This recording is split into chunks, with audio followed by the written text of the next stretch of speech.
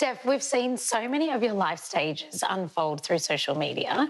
Tell me, was there any particular time that made you rethink your approach to beauty? Yeah, for sure. Having my son, I think a lot of mothers would probably be able to relate to that, but everything just had to be simplified and quicker. I've always liked to keep my look very, very natural and light on makeup and doing very minimal to my hair. So it wasn't a massive change, but most often I'm with him getting ready at the same time, and my drawers, everything's rearranged in my makeup drawers. So the idea of just getting it done as quick as possible is what it has to be these days. One thing I've always loved about you is you're an advocate for a healthy body. Being mums, having gone through pregnancy, our body changing, it's such a big thing as a woman. How did you navigate through that? I think body image, it's really funny because a healthy body doesn't look a certain way. And I think it's taken me a really long time to learn that. You know, everyone's got a different body type, different genetics, they've got different lifestyles. We can't all look the same. When it comes to pregnancy, of course, like your body's going to change so much through that process, and then after birth and postpartum, everyone is so different. I've just focused on what makes me happy when it comes to movement. Movement can be dancing, can be riding a bike, can be running around with your kid. Like, everything matters and everything counts. But the major thing is just finding something that you enjoy, because if you don't enjoy that movement, you won't be motivated to do it. You and your bestie and the Kick co-founder Laura Henshaw have an amazing podcast. You are very unfiltered on there, cover a lot of topics. What has been the most challenging one yet to cover?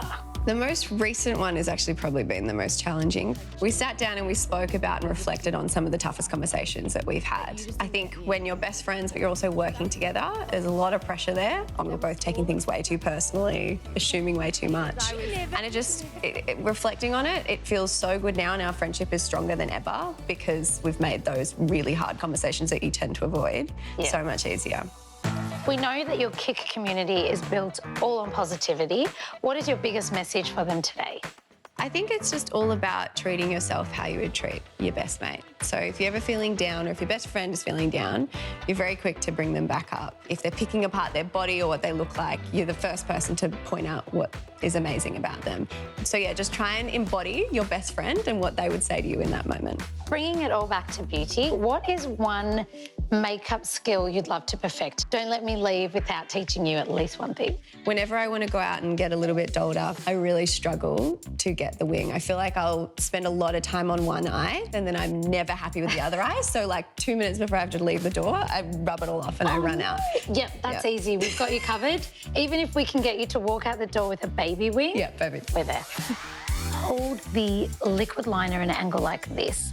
It's literally like a stamp. You stamp it on and then work it back ever so lightly into the lash line. So I like to start with the stamp quite thick, press it on, and then feather it back into the sharpest point, because it is really important to have a sharp point.